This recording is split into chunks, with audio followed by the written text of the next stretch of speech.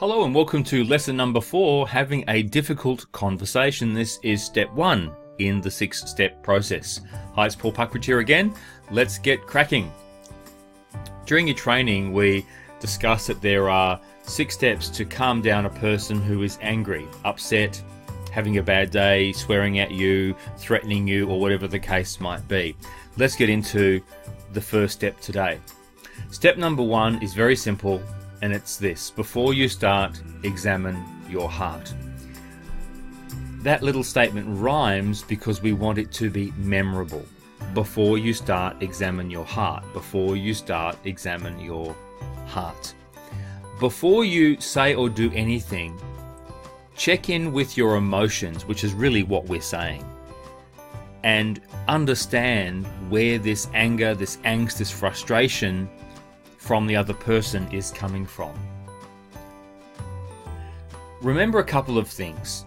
Firstly, be aware of what's happening around you. The military refer to this as situational awareness. In other words, if you're a soldier and you're going into a jungle, you need to be very aware that the enemy could be hiding behind the bushes. They could be up the trees. There could be tripwires.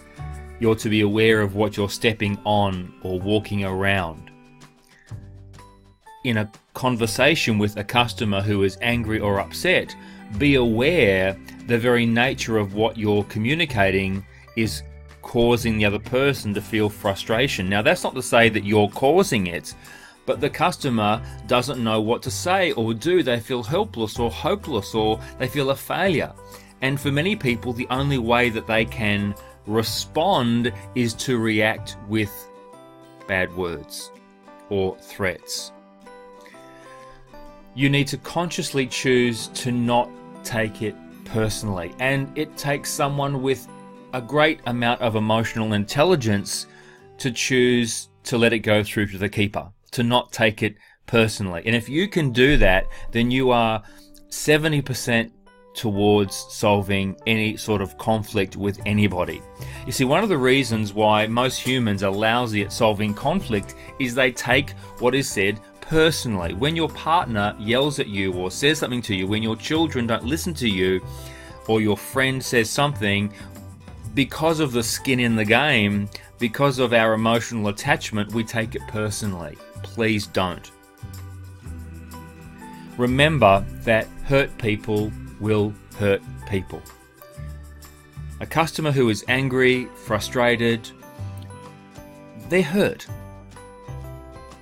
When they've received a bill in the mail, when something has gone bad their way, then often they're going to take it out on the first person they speak to. And it isn't personal, it's how that person is expressing their feelings at that moment. Now, should they? No, they shouldn't. But that's what they're doing, so we have to work with that.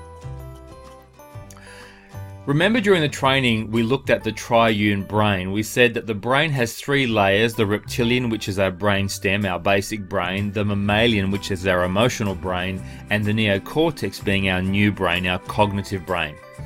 And as we experience sight and sound and touch and all sorts of things, these sensations go via our spinal column into our reptilian brain, through to our emotional brain, and then going into our thinking brain. We try to make sense of what's going on.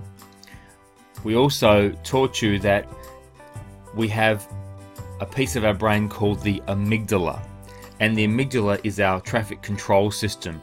And under stress and pressure, the amygdala, if we have what is known as an amygdala hijack, can hijack our neocortex. And what that means is, momentarily, we're actually not thinking. We're in flight, fight, or freeze mode. And this is why we become very emotional when someone yells at us or screams at us or threatens us, because we're not thinking at a higher order. And the moment that your neocortex stops working, and the moment you become too emotional, is when you're either going to fight back, run away, or just not know what to do. So it's important that you don't have an amygdala hijack. Remember, you'll never resolve a conflict if you take people's words personally. Now, we know that words hurt, but if you can ensure that you don't take them personally, you see them for what they are, you allow them to go through to the keeper as such, you will be able to work towards resolving a conflict. Remember that a customer's anger is often an indication that he or she lacks control of the situation.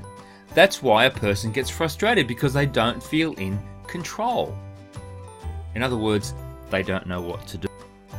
If you don't accept the gift, you won't experience an amygdala hijack. The moment you buy into their words, their threats, what they're saying or doing, or the way they might be looking, the moment that you accept this is when you run the risk of having an amygdala hijack. If you're able to distance yourself emotionally from that person, you are going to be able to then go to step 2 and 3, which we'll talk about in future sessions, to then help work towards resolving the conflict. One more thing before we finish up today. I love this quote from Buddha. Do not get upset with people or situations. Both are powerless without your reaction. Pretty wise guy and amazing wise words. Hey, thanks for listening and watching. I hope you learned something today. I look forward to providing you a new lesson very soon. Until then, enjoy every success.